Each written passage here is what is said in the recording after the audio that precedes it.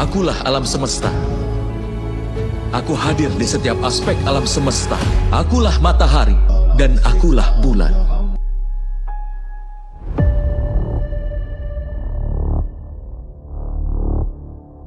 Aku telah dilahirkan tidak terhitung. Aku juga memiliki banyak perwujudan.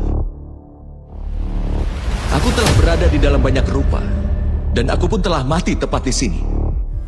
Dan aku juga akan lahir kembali berulang kali di masa depan. Kapanpun kebenaran terancam, kapanpun yang jahat menampakkan kejahatannya, maka demi menyelamatkan kebenaran itu sendiri, untuk menghancurkan yang jahat, dan menegakkan kembali kebenaran, aku akan terlahir kembali. Ini telah terjadi di setiap zaman, dan akan terus terjadi di masa depan.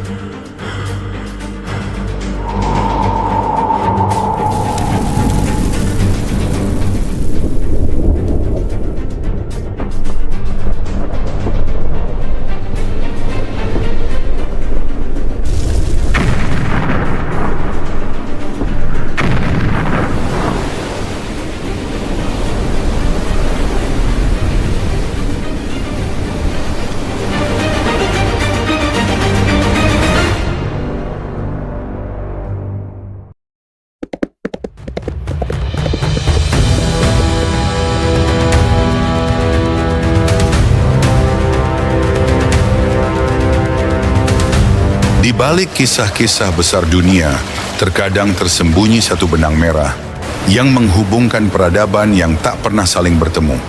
Bukan untuk menyamakan keyakinan, bukan untuk memaksakan kebenaran, tapi untuk membuka mata bahwa di antara perbedaan bahasa, kitab, dan tradisi, terkadang ada pola yang begitu serupa, seolah-olah seluruh umat manusia pernah mengingat satu peristiwa yang sama. Video ini tidak dimaksudkan untuk mengubah iman siapapun. Ini bukan untuk ajang perdebatan, bukan untuk saling mengklaim kebenaran. Ini adalah penelusuran sebuah perjalanan membandingkan dua kisah besar, kisah banjir agung dari kitab Purana dan kisah banjir besar dalam kitab para nabi. Apakah Manu dan Nuh adalah dua nama untuk satu cerita yang sama? Kita tidak akan menjawabnya secara mutlak, tapi mari kita lihat lebih dalam. Bagaimana dua tokoh ini memimpin umat manusia melewati akhir zaman dan menjadi cikal bakal kehidupan yang kita warisi hari ini.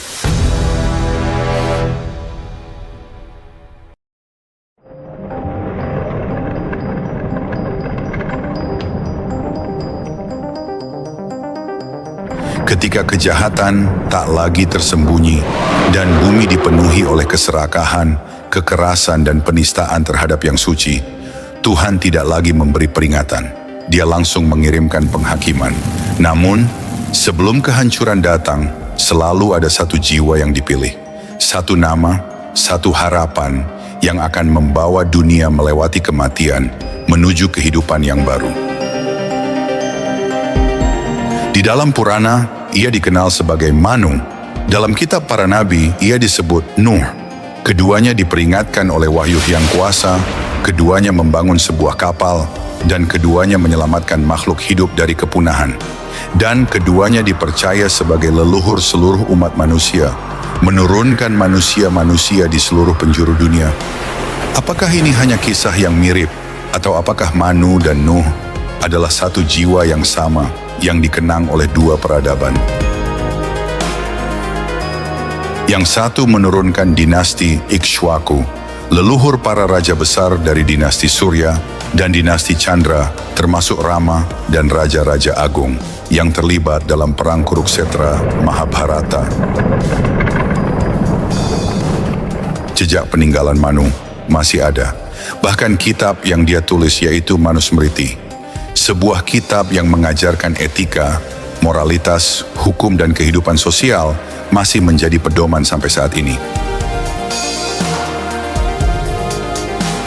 Sedangkan satunya lagi, Nuh, menjadi ayah dari Sam, Ham dan Yafet, leluhur bangsa-bangsa dunia. Dua nama, dua kitab suci, namun satu benang merah. Mereka orang yang dipilih, diselamatkan untuk mengajarkan kebaikan dan moralitas yang telah mencapai ambang batasnya. Jika ini hanya dongeng, mengapa jejak banjir purba ditemukan di banyak belahan bumi? Mengapa bentuk kapal, struktur cerita, dan bahkan perintah dari langit begitu identik? Hari ini kita menelusuri kembali dua kisah besar ini. Kita bandingkan, kita padukan, kita pertanyakan.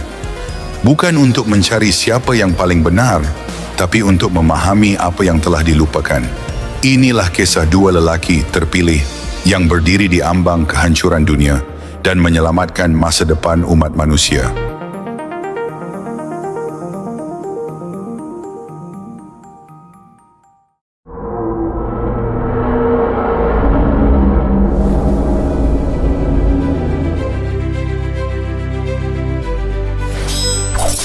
Ketika kejahatan telah memenuhi bumi, ketika manusia hidup dalam kekerasan, kebencian, dan pengingkaran, Tuhan memandang dunia yang telah rusak.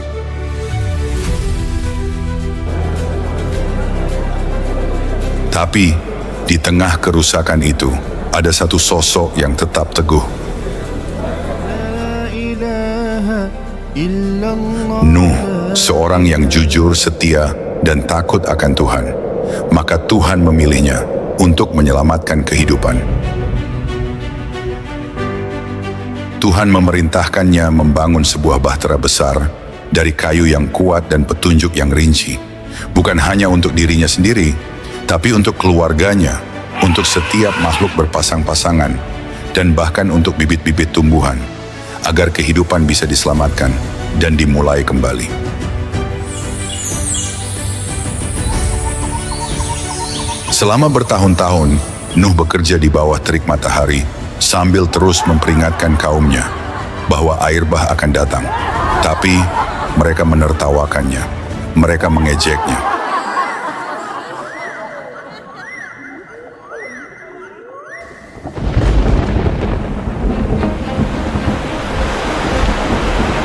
Hingga saat tetesan hujan pertama jatuh dari langit.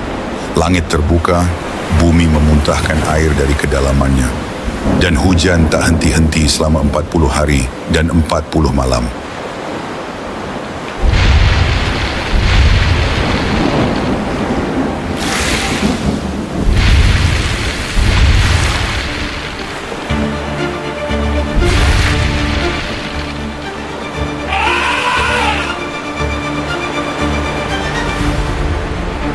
Segala yang hidup yang tidak berada dalam bahtera musnah. Tapi di dalam bahtera itu, Nuh dan orang-orang yang percaya padanya, serta makhluk hidup yang ikut bersamanya, tetap aman.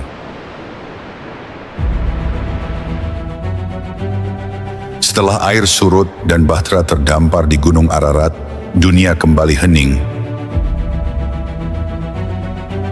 Dari Nuh dan ketiga anaknya, Sam, Ham, dan Yafet, tumbuh kembali kehidupan. Nuh tak hanya menyelamatkan keluarganya, ia menyelamatkan dunia. Maka ia dikenal sebagai leluhur umat manusia.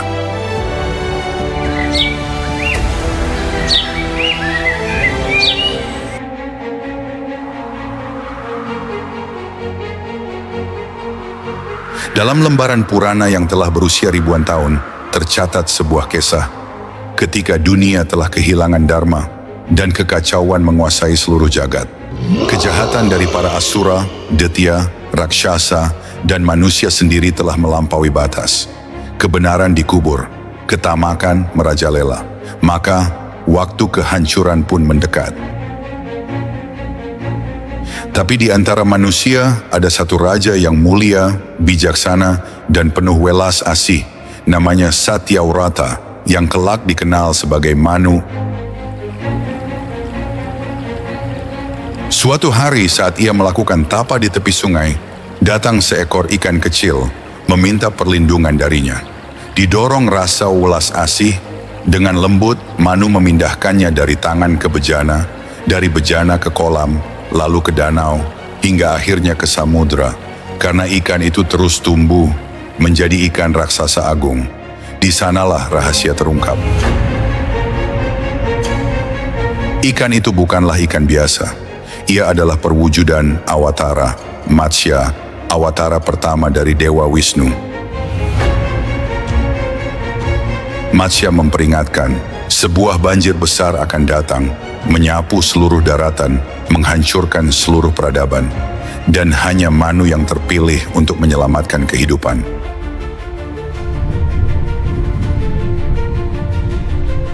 Maka Manu pun membangun sebuah bahtera agung, sesuai petunjuk sang dewa.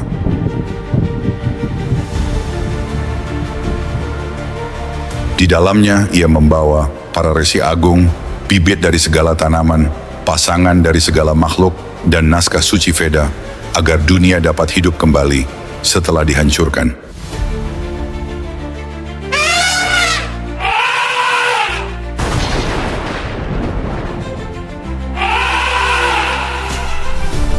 Ketika air mulai menelan bumi, perahu itu diikat pada tanduk Matsya dan dibawa melintasi lautan yang tak berujung, hingga badai reda dan bumi kembali muncul dari air.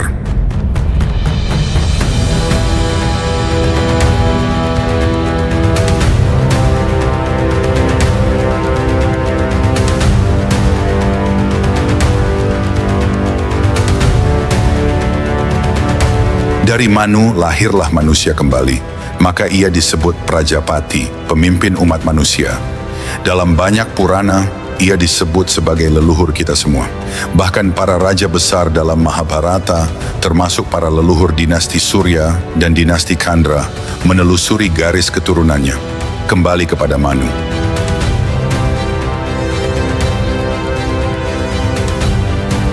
Dua kisah dari dua dunia yang jauh terpisah, namun saling bersinggungan dalam sebuah pesan yang sama. Sebuah peringatan tentang kehancuran yang lahir dari kejahatan dan kelalaian manusia. Sebuah harapan bahwa di tengah kegelapan masih ada cahaya kebenaran dan keselamatan. Manu dan Nuh bukan hanya sosok yang selamat dari banjir besar. Mereka adalah simbol perjuangan manusia melawan kehancuran, simbol kasih sayang ilahi yang tak berkesudahan, dan awal dari sebuah peradaban yang baru. Apakah mereka sosok yang sama? Ataukah cerita yang berbeda dengan akar yang sama? Jawabannya mungkin tetap tersembunyi. Tapi satu hal yang pasti, kisah ini mengajarkan kita untuk menjaga bumi, menjaga kemanusiaan, dan selalu percaya pada kekuatan harapan. Karena dari setiap akhir, selalu ada awal yang baru.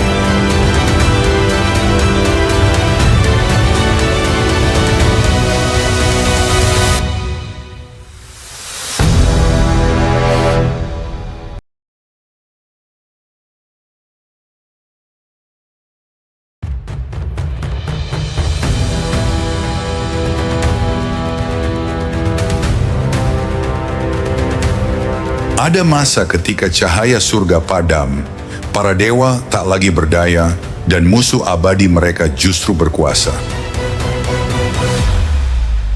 Ketika swarga loka runtuh, asura berkuasa, dan bahkan para dewa terpaksa merendahkan diri, inilah kisah Samudra Mantan, pengadukan samudra kosmik, lautan susu yang menyimpan rahasia Amrita, sebuah nektar keabadian.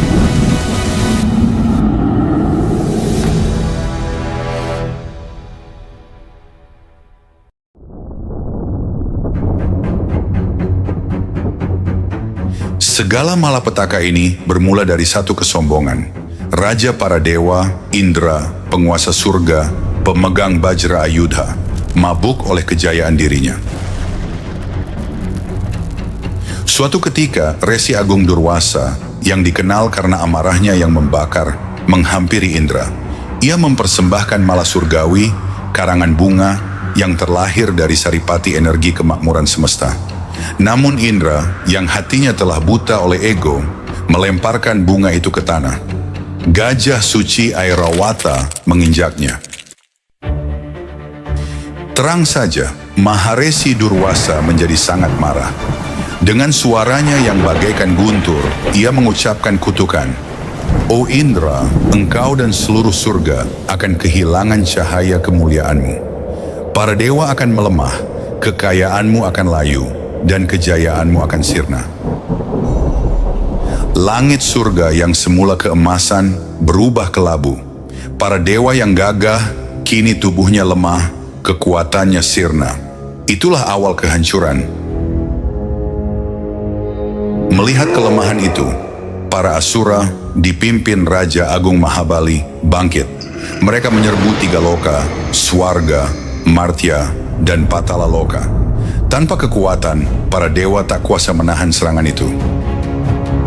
Surga pun jatuh. Cahaya Dharma meredup.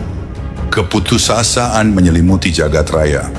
Dalam keputusasaan, para dewa menuju Shirasagara, tempat Dewa Wisnu berbaring di atas naga kosmik Anantashesha. Mereka memohon petunjuk. Dengan senyum yang tenang, Dewa Wisnu bersabda, ada satu jalan, aduklah samudra susu. Dari kedalamannya akan lahir amrita, nektar keabadian. Dengan itu kekuatanmu akan pulih. Para dewa tidak bisa melakukan itu sendiri. Mereka harus bersekutu dengan musuh bebuyutannya, para asura. Langit hening, hanya ada tatapan penuh kebencian. Dewa Indra menelan kehinaannya. Bekerja sama dengan asura adalah luka bagi harga diri para dewa. Namun tanpa tirta amerta, mereka akan terus melemah dan surga akan lenyap.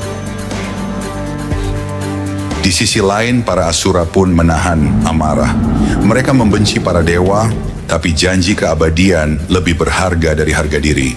Dan di tengah dilema itu, dua musuh abadi menanggalkan martabatnya.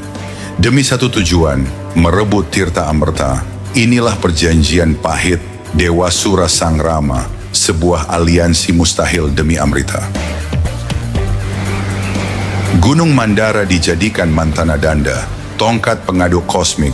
Raja Ular Wasuki menjadi tali pengaduk. Para asura dengan keserakahan memegang kepalanya. Para dewa dengan harapan memegang ekornya. Tarik-menarik pun dimulai. Namun Mandara Parwata terlalu berat.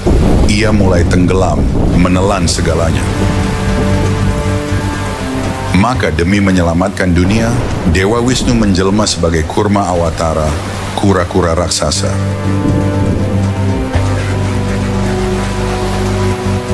Ia menopang gunung itu di punggungnya. Tahun demi tahun samudra itu diguncang. Lalu muncul bencana tak terduga. Tubuh Wasuki menggeliat kesakitan. Nafasnya membara, sisiknya bergetar, dan dari mulutnya terhembus sesuatu yang mengerikan, bisa mematikan yang bernama hala-hala, racun kosmik yang bisa menghancurkan alam semesta. Asap hitam membakar udara, makhluk hidup merintih. Para dewa dan asura terperangah, lalu serentak berseru, memohon perlindungan hanya pada satu nama, Dewa Siwa. Dewa Siwa turun dari Kailasa. Dengan tenang, ia menampung racun itu di telapak tangannya, menelannya. Racun membakar tenggorokannya hingga lehernya berubah warna menjadi biru. Sejak itu, ia disebut Nilakanta. Dewi Parwati menahan racun agar tidak turun ke tubuhnya. Dengan pengorbanan ini, alam semesta terselamatkan. Setelah bahaya berlalu, pengadukan dilanjutkan. Dari samudra susu lahir harta-harta surgawi. Kamadenu, sapi suci, pemberi segala keinginan. Utshai Shrawas, kuda putih agung, Airawata, gajah surgawi, Parijata, pohon surgawi, para apsara dan bidadari menari keluar dari buih kosmik. Lalu muncul puncak anugerah, kendi emas berisi amrita. Para asura segera meraihnya, pertarungan pun hampir pecah. Namun sebelum itu, samudra memberi anugerah terakhir. Dari pusaran putih muncul teratai kosmik, mekar dengan cahaya 1000 matahari. Dari dalamnya lahirlah Dewi Lakshmi, perwujudan kecantikan, keberuntungan, dan kemakmuran. Sekejap samudra hening, para dewa terpukau, para asura ternganga. Semua mata tanpa terkecuali dipenuhi harap untuk memilikinya, seakan keabadian itu sendiri menjelma dalam wujud sang dewi. Namun Laksmi hanya melangkah anggun dan pandangannya tertuju pada satu sosok, Dewa Wisnu. Lakshmi dengan anggun melangkah ke arah Dewa Wisnu, mempersembahkan karangan bunga surgawi kepadanya. Itu adalah tanda, di mana ada Dharma, disitulah kemakmuran dan keberuntungan akan bersemayam. Namun kisah Samudra Mantana belum usai sampai di sini. Amerta mungkin sudah muncul, tapi perebutan sejati baru akan dimulai. Dan Dewa Wisnu telah menyiapkan permainan terakhirnya melalui wujud Dewi Mohini. Samudra Mantana adalah legenda yang abadi. Tapi bukankah kita semua juga tengah mengaduk samudra di dalam diri? Kadang yang muncul adalah racun yang memusnahkan, kadang berkah yang menyelamatkan. Dan mungkin kisah ini sebenarnya belum berakhir, bahkan hingga hari ini.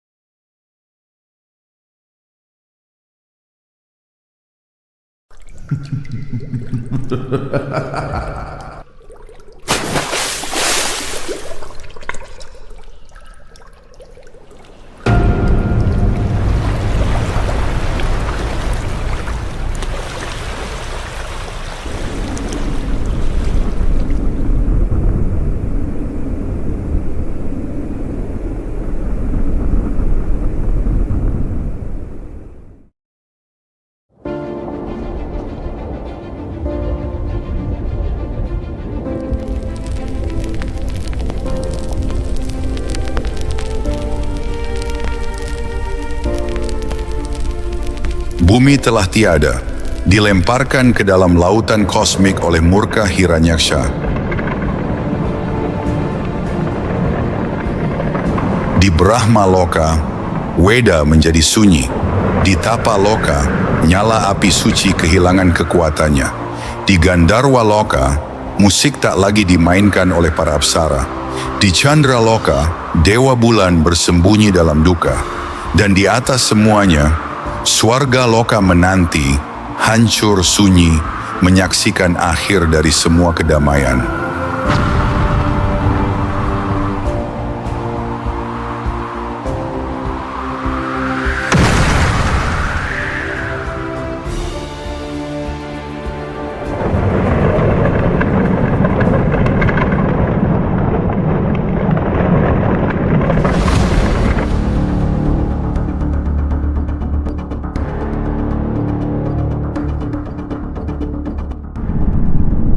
Kita mungkin telah mendengar banyak kisah tentang para asura, tapi yang satu ini berbeda, mengerikan, melampaui semua yang pernah dikenal. Seluruh hidupnya diabdikan untuk satu tujuan, menghancurkan ketiga dunia sekaligus.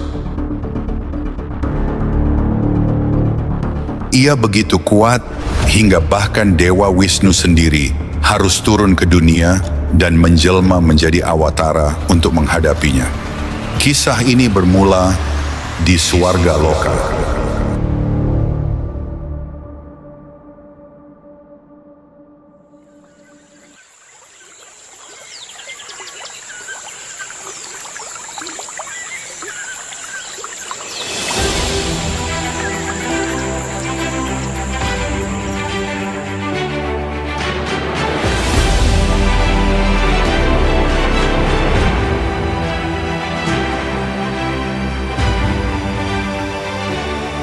Swarga Loka, tempat kedamaian dan kebahagiaan para dewa yang dikenal dengan keindahannya.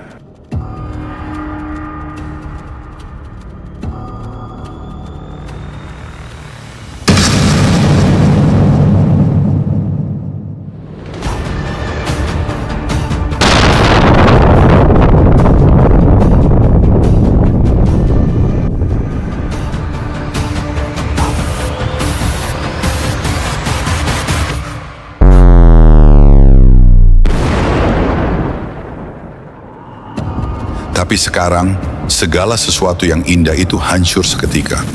Swarga terjebak dalam bayang-bayang kegelapan yang mendalam saat Hiranyaksha mengerahkan pasukan raksasanya yang tak terhentikan.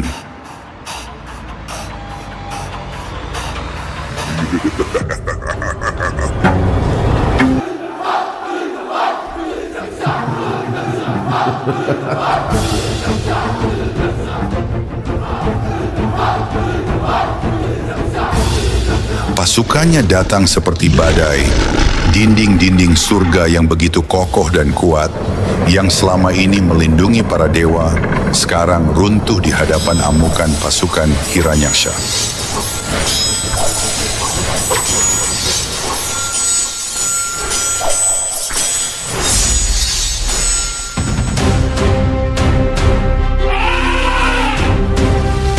Para apsara yang biasanya menari riang, bernyanyi dalam kedamaian, kini jatuh terbunuh satu persatu, tak berdaya. Semua yang ada di swarga dihancurkan, ditenggelamkan, dan dibinasakan.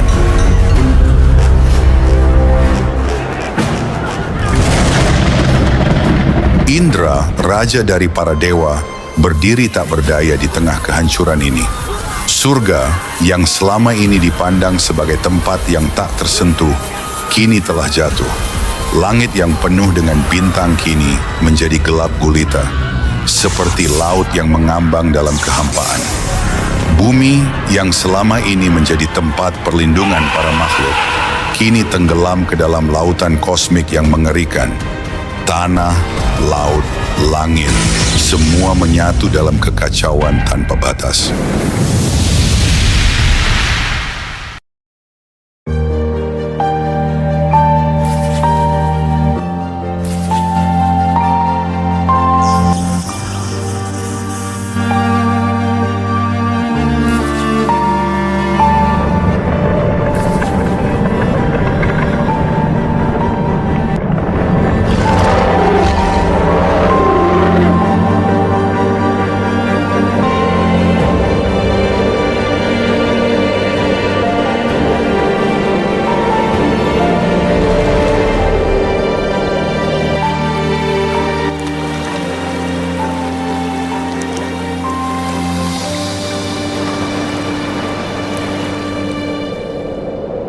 Dalam saat-saat kegelapan yang memuncak ini, Manu yang melihat kehancuran dunia berlutut dan menghadap Brahma, memohon agar ada satu jalan keluar, satu jalan untuk menyelamatkan dunia yang kini hampir hancur.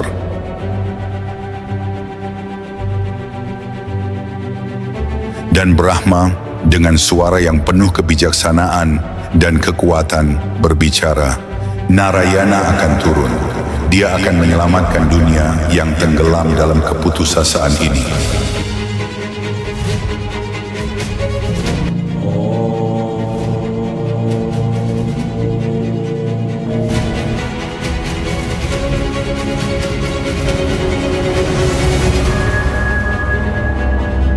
Kesombongan telah menutup hati Hiranyaksha, tapi di balik kekuatannya ada keresahan tersimpan. Ada mimpi yang terus menghantuinya, mimpi tentang kutukan, tentang seseorang yang akan datang untuk merebut bumi darinya. Meski dia terus menyangkalnya, tapi kegelisahan itu tak pernah pergi. Dan jauh di lubuk jiwanya, ia tahu waktunya akan tiba.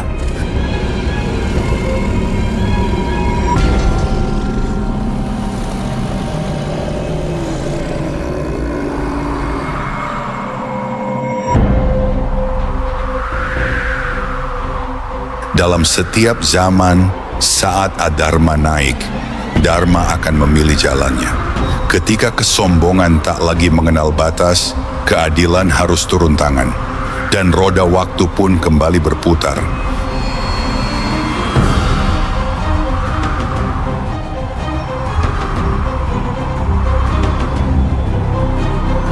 Saat bumi tenggelam dan langit berubah gelap, naga Shesha menggeliat dari kedalamannya, menandakan bahwa roda waktu tak pernah berhenti berputar.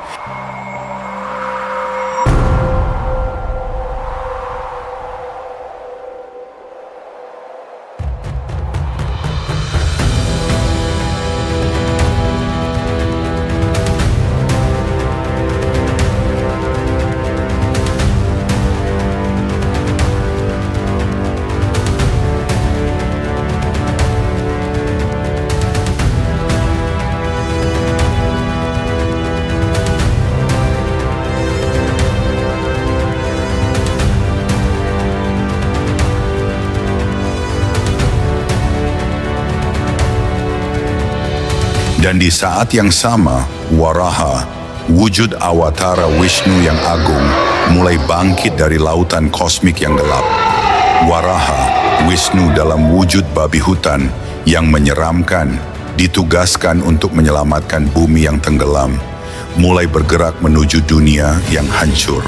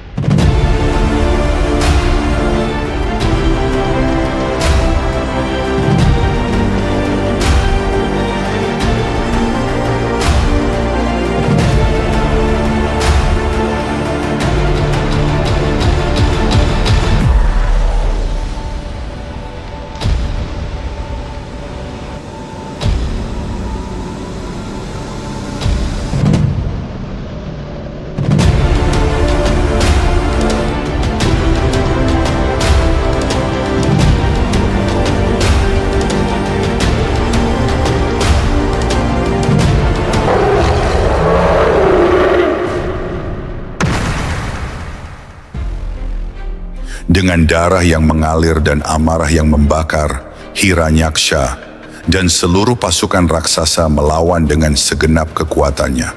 Ia berteriak penuh kebencian, "Bumi adalah milikku. Aku yang menenggelamkannya seperti mainan. Tak ada yang bisa merebutnya dariku." Tetapi ia salah, karena Waraha muncul untuk mengingatkan bahwa tidak ada yang bisa melawan takdir, bahwa tidak ada kekuatan yang lebih besar daripada Dharma yang akan menjaga keseimbangan alam semesta.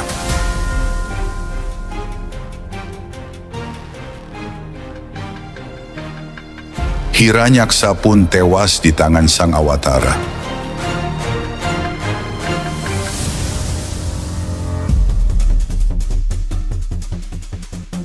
Saat semua alam bersorak karena kemenangan, pertempuran sejati belum dimulai, dan satu kesalahan akan menyalakan api dendam berikutnya. Karena saat satu asura jatuh, yang lain akan bangkit, membawa amarah yang lebih besar dan kehancuran yang lebih luas.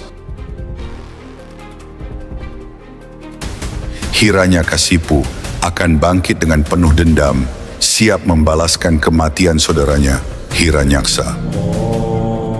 Maka kisah Hiranyakasipu, Prahlada dan Narasima akan segera dimulai.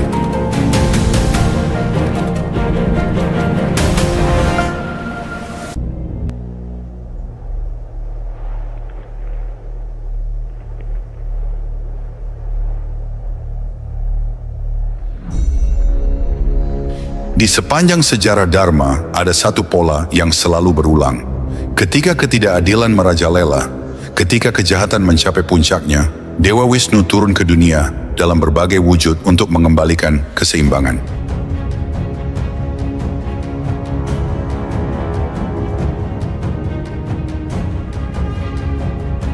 Di Dwapara Yuga, ia turun sebagai Krishna, membimbing Arjuna di medan perang Kurukshetra, menyingkap tirai kebodohan, dan menuntun Pandawa menuju kemenangan.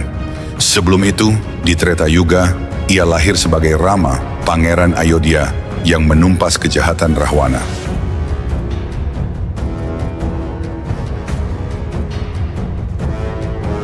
Namun jauh sebelum Mahabharata, sebelum Ramayana, sebelum dunia mengenal para Pandawa dan Kurawa, ada satu inkarnasi Wisnu yang lahir bukan dari kebijaksanaan, tetapi dari amarah yang melampaui batas.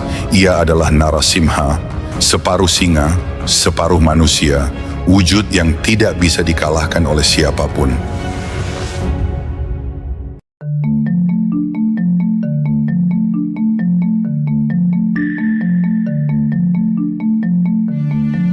Zaman itu adalah Satya Yuga, era pertama dalam siklus kehidupan. Dharma masih kuat, manusia hidup dalam kesucian, para resi bertapa dalam kedamaian, dan para dewa menjaga keseimbangan alam. Tetapi bahkan di zaman paling suci sekalipun, benih kesombongan dan kejahatan selalu mencari celah untuk tumbuh. Di antara makhluk-makhluk yang hidup kala itu, ada satu sosok yang membuat seluruh dunia bergetar hanya dengan namanya. Dialah Hiranyakashipu, raja para Asura, penguasa kegelapan yang menantang kekuatan para dewa.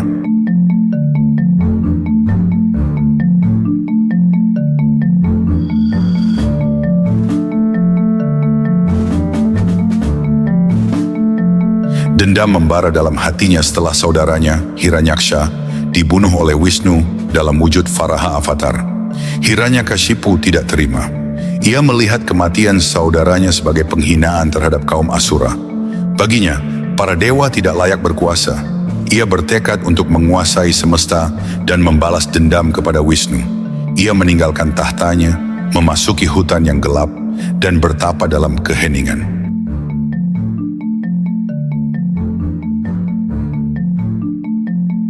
Tahun demi tahun berlalu, tubuhnya diselimuti lumut ketika musim dingin dan kulitnya kering terbakar matahari ketika musim berganti, tetapi ia tidak bergerak. Kesungguhannya akhirnya menarik perhatian Dewa Brahma, sang pencipta. Brahma turun dari kahyangan, berdiri di hadapan Hiranyakashipu dan berkata, "Aku memberimu anugerah, mintalah apa yang kau inginkan." Hiranyakashipu tersenyum licik. Ia tahu bagaimana mengakali takdir. Jika aku tidak bisa mendapatkan keabadian, maka berikan aku perlindungan mutlak. Aku tidak boleh dibunuh oleh manusia atau hewan. Aku tidak bisa mati di siang atau malam. Aku tidak boleh dibunuh di darat, di air, atau di udara. Tidak ada senjata, mantra, atau kekuatan yang bisa membunuhku. Dewa Brahma mengabulkan permintaan itu. Dengan anugerah ini, Hiranyakashipu menjadi tak terkalahkan. Ia kembali ke kerajaannya dengan kekuatan yang tidak bisa dihentikan oleh siapapun. Para dewa terpaksa mundur dari kahyangan, para resi dihancurkan tapanya, dan seluruh dunia dipaksa menyembahnya. Tetapi di tengah kegelapan itu, ada satu cahaya yang tetap bersinar, putranya sendiri, Prahlada.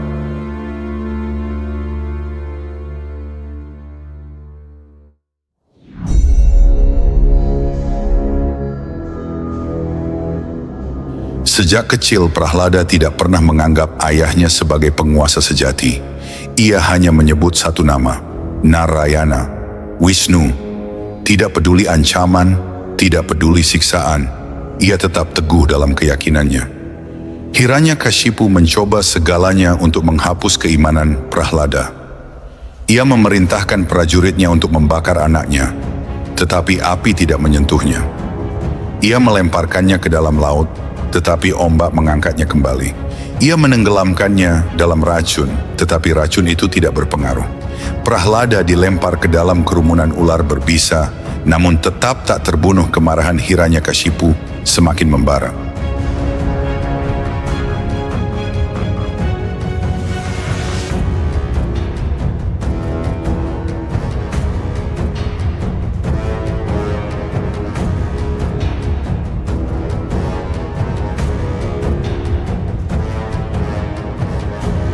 Hingga pada suatu hari, ia menunjuk ke arah sebuah pilar besar di istananya dan berkata, "Jika Tuhanmu benar-benar ada di mana-mana, apakah ia juga ada di dalam pilar ini?" Dengan keyakinan penuh Prahlada menjawab, "Ya, Ayah. Wisnu ada di mana-mana, bahkan di dalam pilar ini." Hiranyakashipu tertawa. Dengan penuh amarah, ia mengayunkan gada raksasanya dan menghantam pilar itu. Dan saat itulah alam semesta bergetar.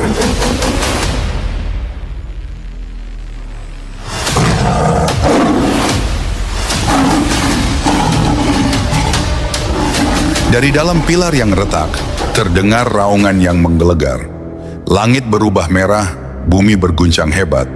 Pilar itu meledak berkeping-keping, dan dari kehancuran itu muncul sosok mengerikan yang belum pernah ada sebelumnya. Ia bukan manusia, bukan pula hewan, tetapi setengah manusia, setengah singa.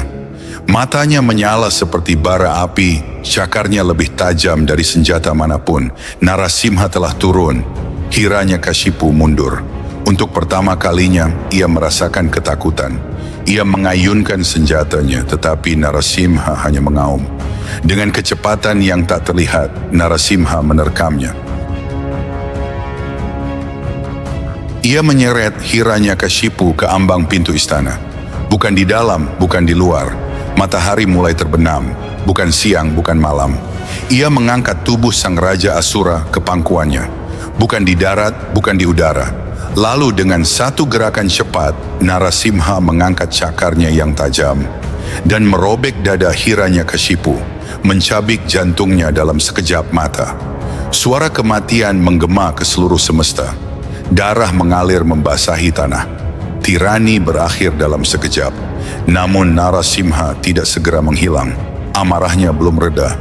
Bahkan para dewa pun tidak berani mendekat. Hanya Prahlada yang dengan hati penuh kasih bersujud di hadapan sang avatar. Dengan doa yang tulus, ia berkata, "Tuhan, kemarahan-Mu telah menyelamatkan dunia. Kini, tenanglah."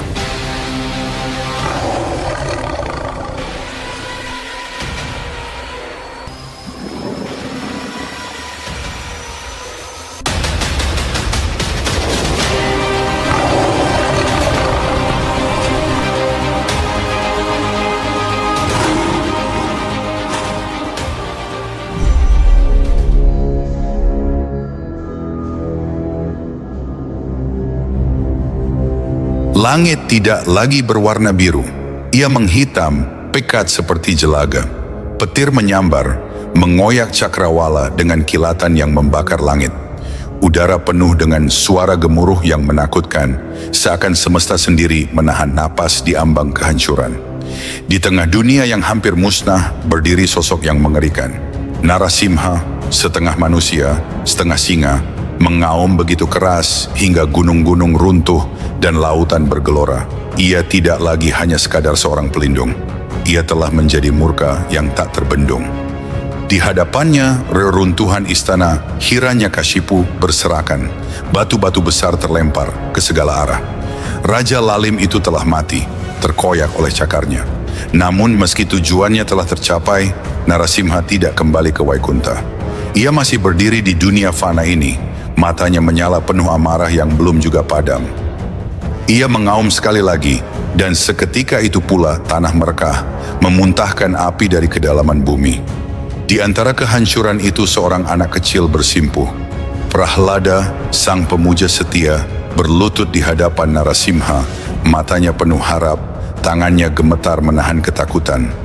"Prabhu, kumohon, berhentilah, tugasmu telah selesai."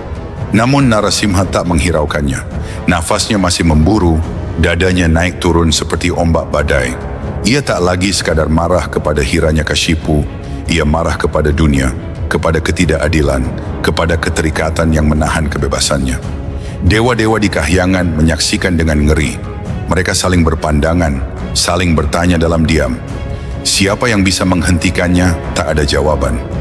Hingga akhirnya, satu suara menggema, dalam dan penuh ketegasan, "Aku yang akan menghentikannya."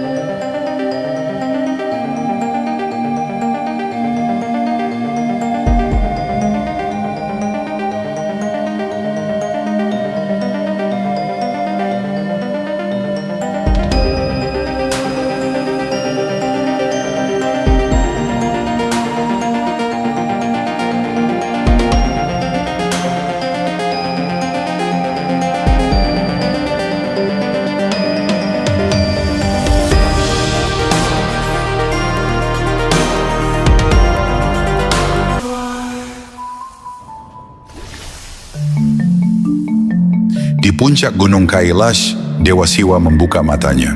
Ia tidak datang dengan kemarahan, tetapi dengan kepastian. Karena di saat murka tak bisa dikendalikan oleh doa, hanya satu hal yang dapat menundukkannya. Kekuatan yang lebih besar. Siwa tidak turun sebagai Mahadewa yang lembut. Ia tidak datang dengan senyuman kasih.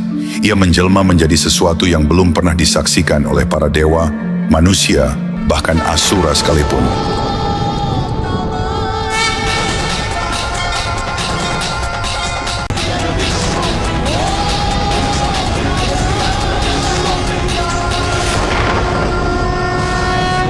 Ia berubah menjadi Sharabha, langit bergetar, angin berhenti berhembus, dari tengah kehampaan muncul siluet raksasa dengan 8 kaki perkasa yang mengguncang bumi. Sayapnya yang luas membentang, menutupi matahari.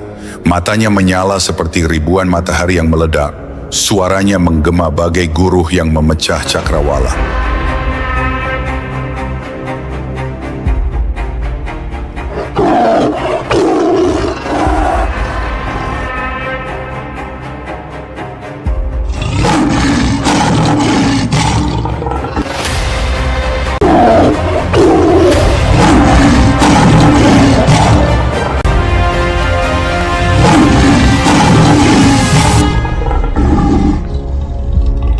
Dan kini, Sharabha berdiri di hadapan Narasimha. Dua kekuatan kosmik, dua kehendak yang tak bisa ditawar. Pertarungan pun dimulai. Narasimha mengaum dan melesat dengan cakarnya yang tajam. Namun Sharabha lebih cepat. Dengan satu kibasan sayapnya, angin bertiup begitu kencang hingga pepohonan tercerabut dari akarnya.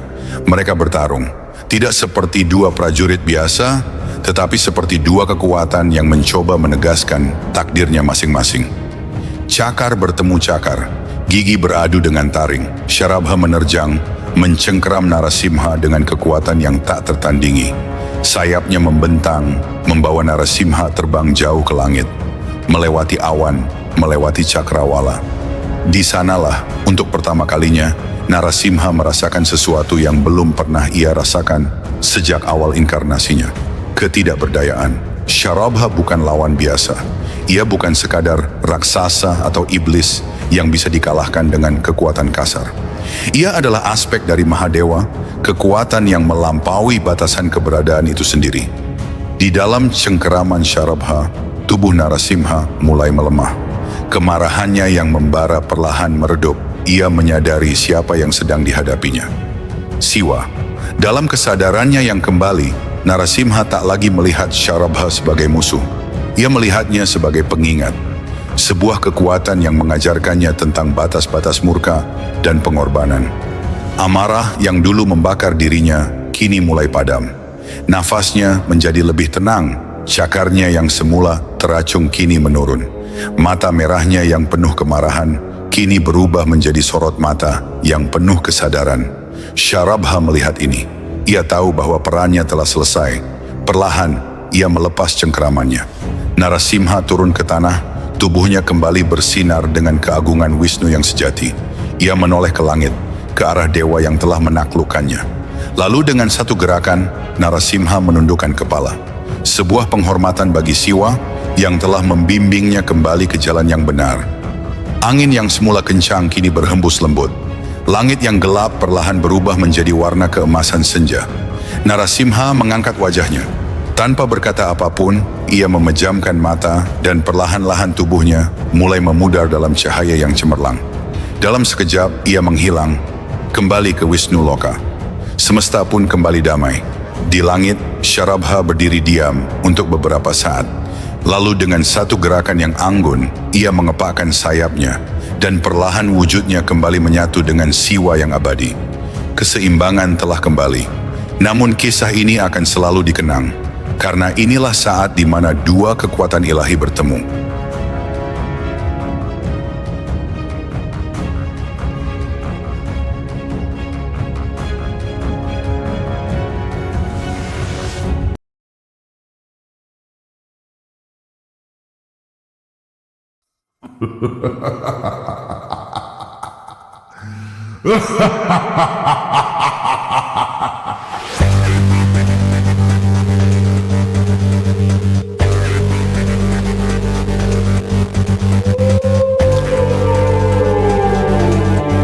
Pada zaman Treta Yuga, di tengah putaran tak terhentikan dari Dharma dan Adharma, berdirilah seorang Raja Agung, Mahabali. Dia adalah cucu dari Prahlada. Dengan kekuatan, kemurahan hati, dan keberanian, ia memimpin bumi, surga, hingga dunia patala. Tetapi semakin besar kekuasaannya, semakin besar pula bayangan ego yang menyelimutinya. Bahkan para dewa pun mulai resah, sebab surga sendiri seakan tunduk pada mahkotanya. Kahyangan berada dalam kuasa Mahabali menyebabkan para dewa harus tunduk dan terusir dari singgasananya. Dalam keresahan itu, para dewa berdoa kepada Dewa Wisnu, sang pemelihara alam semesta. Maka demi menjaga keseimbangan semesta, turunlah Dewa Wisnu dalam wujud yang mengejutkan, bukan sebagai raksasa perkasa atau ksatria dengan pedang berkilau, melainkan sebagai seorang Brahmana kecil, kerdil, sederhana. Ia bernama Wamana. Dengan langkah ringan, Wamana mendatangi upacara agung Aswamedha Raja Bali, sebuah upacara besar yang mengukuhkan kekuasaannya pada Triloka. Saat sang raja membagi-bagikan hadiah kepada siapapun yang datang, melihat Brahmana mungil itu, Bali tersenyum ramah. "Wahai Brahmana muda, apakah yang engkau inginkan dariku? Emas, permata, tanah, mintalah dan pasti akan kuberikan." Namun suara Wamana bergema lembut namun tegas. "Yang kuminta hanyalah 3 langkah tanah, sesuai dengan langkah kakiku yang kecil ini, sebagai tempatku melakukan tapa dan brata." Semua hadirin terdiam. Para penasehat Bali tertawa, menganggap permintaan itu terlalu kecil. Namun Bali dengan keyakinan penuh pada dharmanya sebagai pemberi berkata, "Kalau itu yang engkau minta, maka aku bersumpah, aku akan memberikannya kepadamu." Bagawan Sukracarya sebagai guru Mahabali menyadari suatu kebenaran. Dengan mata batinnya, ia melihat bahwa Brahmana mungil itu tidak lain adalah Dewa Wisnu sendiri, dan 3 langkahnya akan mencakup seluruh semesta. Ia memohon agar Bali membatalkan janji tersebut, namun Bali tetap teguh. Baginya, melanggar janji adalah dosa yang lebih besar daripada kehilangan tahtanya. Demi menjaga dharma, ia memilih menepati kata-katanya, meskipun itu berarti kehilangan segalanya. Sukracarya mencoba menggagalkan permintaan Wamana. Ia mengecilkan diri dan menyumbat lubang Kamandalu agar tirta tidak bisa mengalir. Tetapi Wamana tahu segalanya. Ia mengambil sehelai rumput kusa dan menusukkannya ke lubang kendi. Ujungnya melukai mata Sukraharya, menyebabkan matanya buta sebelah, dan air suci pun mengalir ke tangan Wamana. Janji itu kini sempurna. Saat sumpah terucap, seketika wajah sang Brahmana kecil berubah. Tubuhnya membesar melampaui gunung, melampaui awan, hingga melampaui cakrawala. Ia menjelma menjadi Triwikrama, wujud kosmik Dewa Wisnu. Dengan langkah pertama, ia menguasai bumi dan segala isinya. Dengan langkah kedua, ia menjangkau surga dan dunia para dewa. Seluruh 3 dunia kini berada di bawah telapak kakinya. Namun masih tersisa 1 langkah lagi.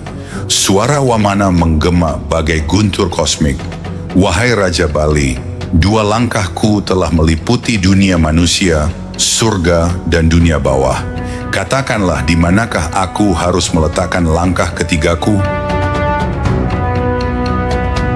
Hening menyelimuti, para asura putus asa, para dewa menahan napas. Alam semesta seakan membeku. Namun Raja Bali tidak goyah, ia perlahan berlutut. Mahkota yang pernah menguasai 3 dunia, kini diturunkan, kepalanya menunduk hingga menyentuh tanah. Suaranya mantap, penuh pengabdian.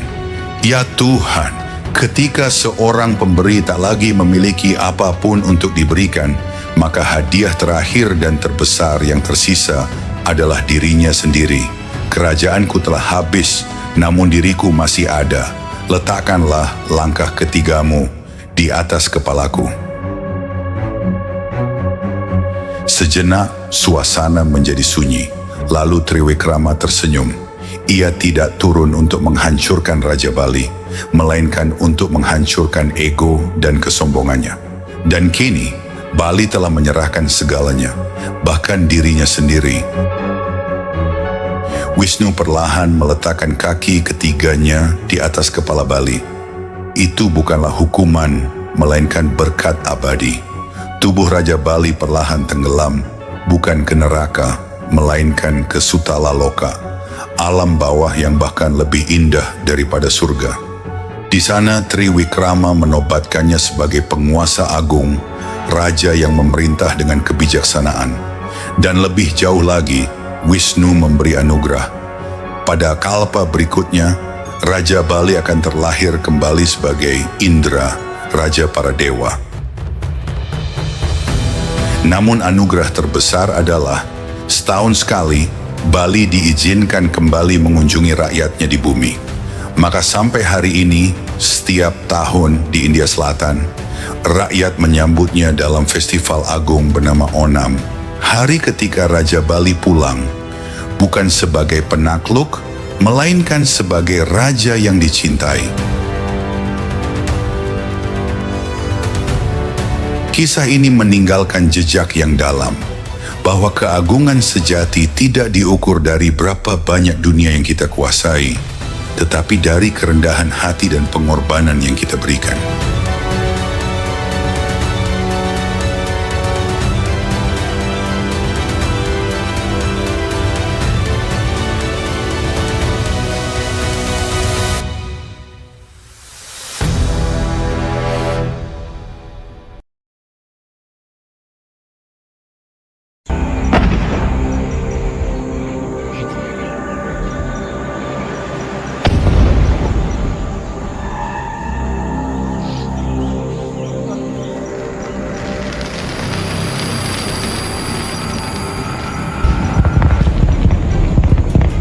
Ketika dunia dipenuhi kegelapan dan penderitaan, ketika manusia terperangkap dalam ilusi dan kesengsaraan, di tanah Kapilavastu dari dinasti Shakya, lahirlah seorang pangeran, seorang yang tak hanya ditakdirkan menjadi raja, tetapi menjadi cahaya bagi dunia.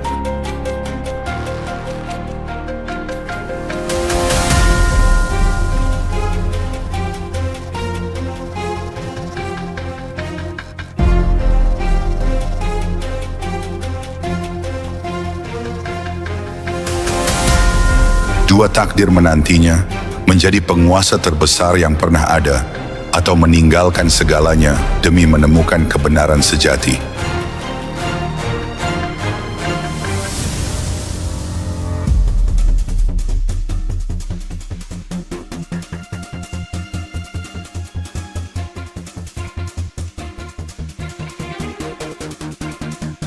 Ia tumbuh dalam kemewahan, tanpa mengenal derita.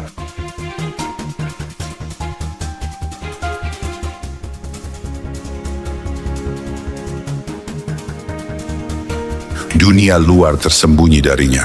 Ayahnya, Raja Shuddhodana, ingin memastikan putranya tidak melihat penderitaan. Namun kebenaran tak bisa disembunyikan selamanya. Suatu hari, takdir menuntunnya keluar dari istana. Dan di sanalah ia melihat apa yang selama ini disembunyikan darinya.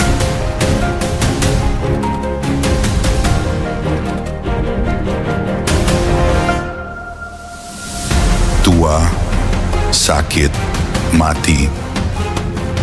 Dan yang terakhir, seorang pertapa dengan wajah penuh kedamaian. Dunia ini penuh penderitaan.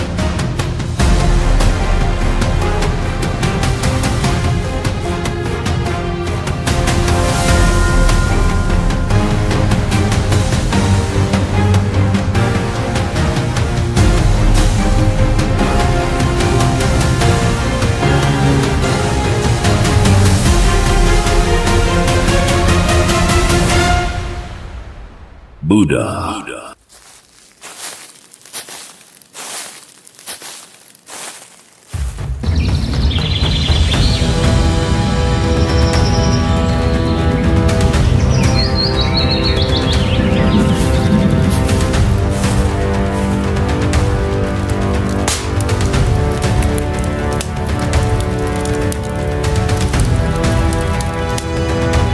Dan malam itu, pangeran dari dinasti Shakya membuat keputusan terbesar dalam hidupnya.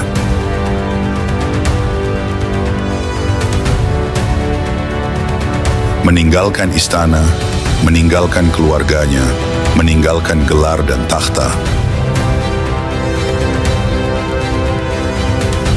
Ia bukan lagi seorang pangeran, tetapi seorang pencari kebenaran.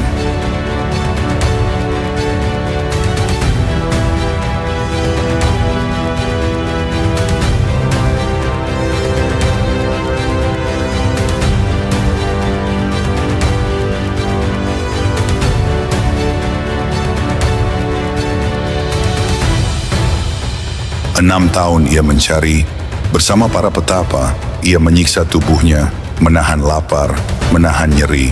Namun kebenaran tak ditemukan dalam derita. Saat itu, ia menyadari, bukan kemewahan, bukan pula penyiksaan diri, tetapi jalan tengah yang akan membawanya pada kebenaran.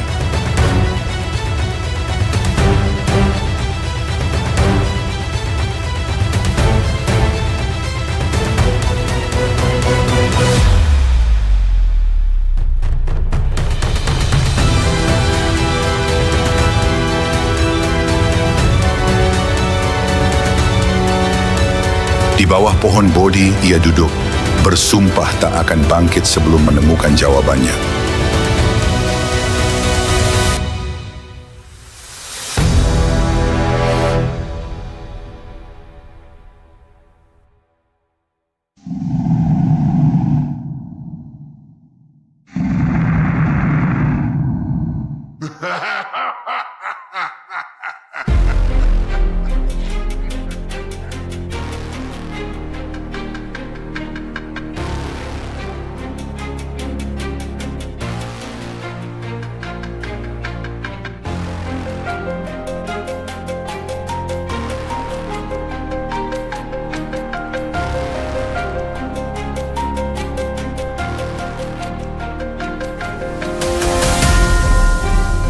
Mara, sang penggoda, datang dengan seluruh kekuatannya.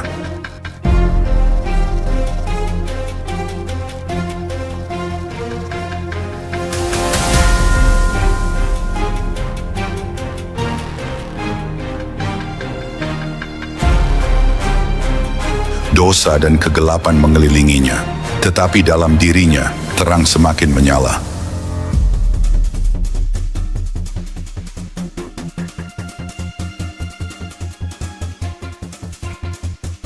Dan akhirnya, ia melihat semuanya dengan jelas, dunia, penderitaan, kelahiran kembali, dan jalan menuju kebebasan.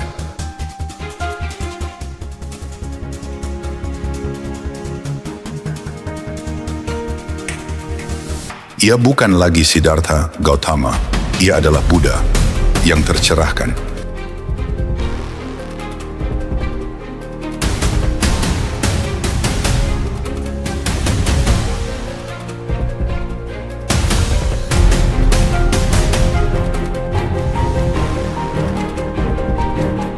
Dari seorang pangeran menjadi seorang pertapa dan akhirnya menjadi cahaya bagi dunia.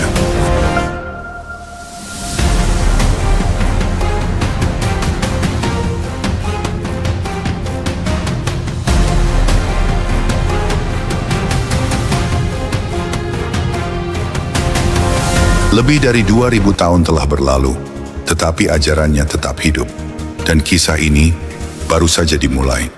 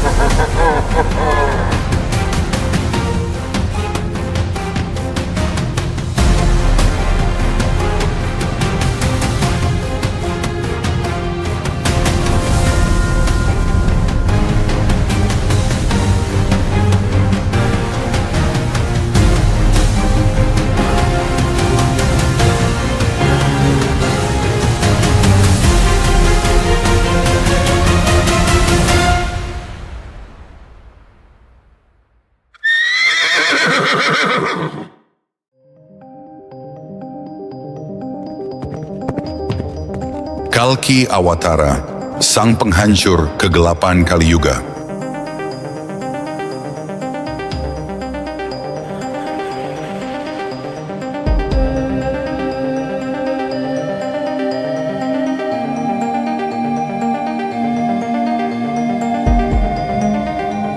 Dunia semakin tenggelam dalam kegelapan. Kebenaran tidak lagi dihargai, kebohongan merajalela, dan manusia lupa pada dharma. Para pemimpin menjadi korup, keadilan ditukar dengan kekuasaan, dan umat manusia tenggelam dalam keserakahan.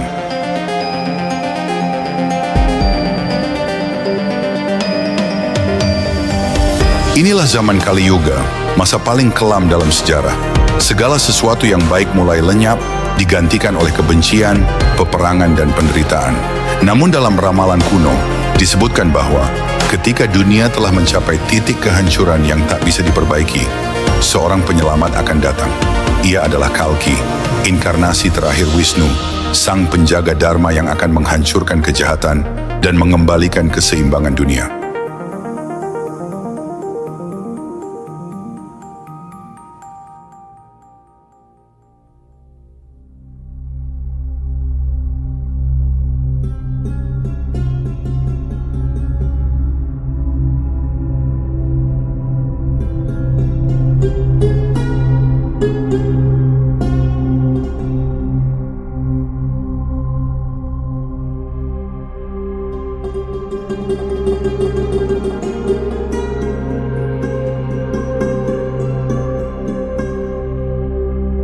Menariknya, konsep penyelamat akhir zaman tidak hanya terdapat dalam Hindu. Dalam Islam, dikenal sosok Imam Mahdi yang dipercaya akan datang menjelang kiamat untuk menegakkan keadilan dan menghancurkan kezaliman.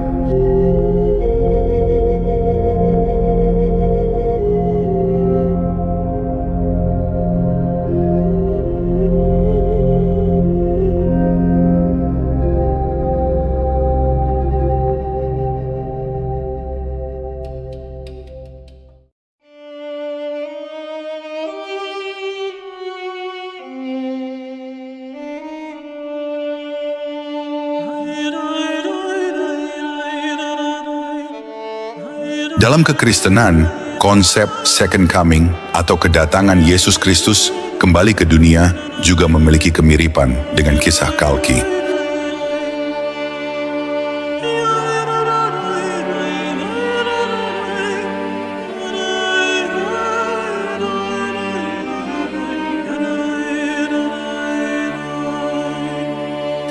Bahkan dalam Buddhisme, dikenal sosok Maitreya, Buddha masa depan yang akan membawa pencerahan bagi dunia yang penuh penderitaan. Semua ini menunjukkan bahwa di berbagai kepercayaan, ada harapan akan datangnya sosok yang akan membawa perubahan besar bagi umat manusia.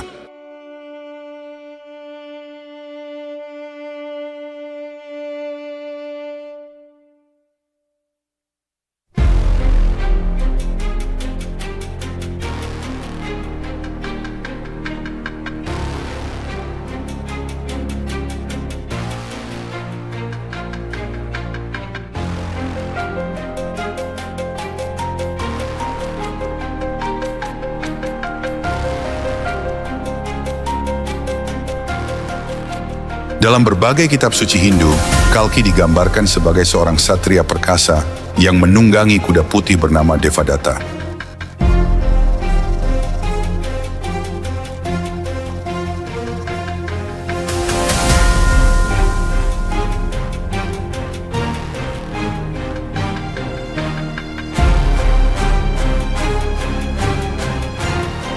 Di tangannya, ia membawa pedang bercahaya yang mampu menghabisi seluruh kejahatan di dunia.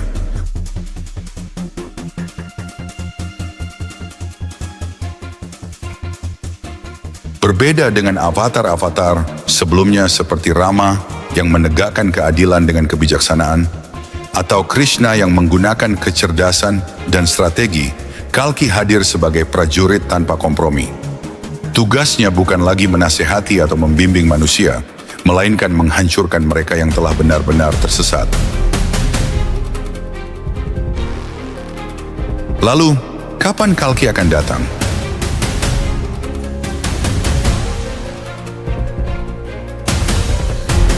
Menurut Bhagavata Purana, Kalki akan muncul pada akhir Kali Yuga, ketika moralitas manusia telah runtuh sepenuhnya. Tanda-tanda kedatangannya sudah disebutkan dalam kitab-kitab suci. Akan ada perang tanpa akhir, kejahatan akan dianggap sebagai kebaikan, dan manusia akan meninggalkan prinsip-prinsip dharma demi kesenangan sesaat. Orang yang baik akan menderita, sementara yang jahat semakin berkuasa. Umat manusia tidak lagi mengenal kasih sayang, dan bahkan keluarga akan tercerai-berai karena kepentingan pribadi.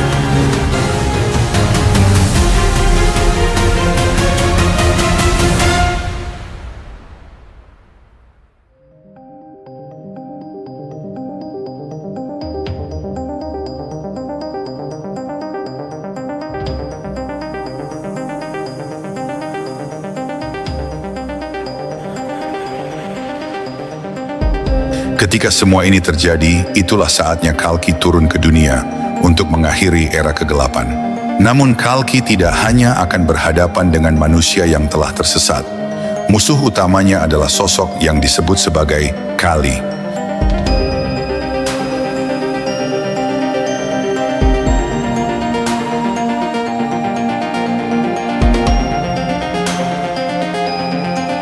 Kali bukanlah Dewi Kali yang disembah dalam Hindu, melainkan personifikasi dari segala bentuk kejahatan.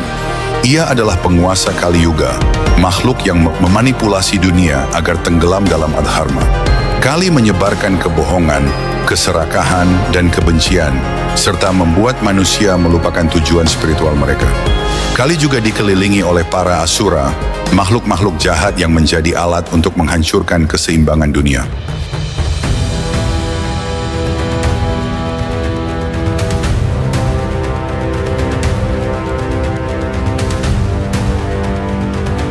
Ketika Kalki turun ke bumi, ia akan memimpin pasukan Ksatria Dharma untuk bertarung melawan Kali dan pengikutnya. Pertempuran besar akan terjadi, di mana Kalki dengan pedang bercahayanya akan menebas setiap kejahatan yang berdiri di hadapannya.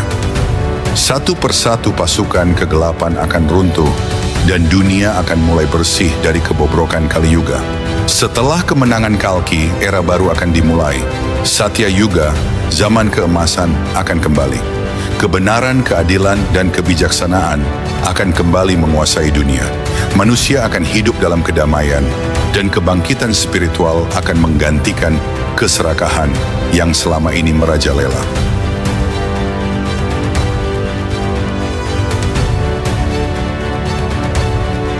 Namun, pertanyaannya adalah, apakah kita sudah berada di ambang akhir Kali Yuga?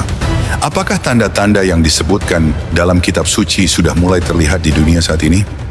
Jika benar demikian, apakah kita siap menyaksikan kedatangan Kalki, sang penghancur kegelapan? Ramalan kuno telah berbicara, tetapi bagaimana menurutmu?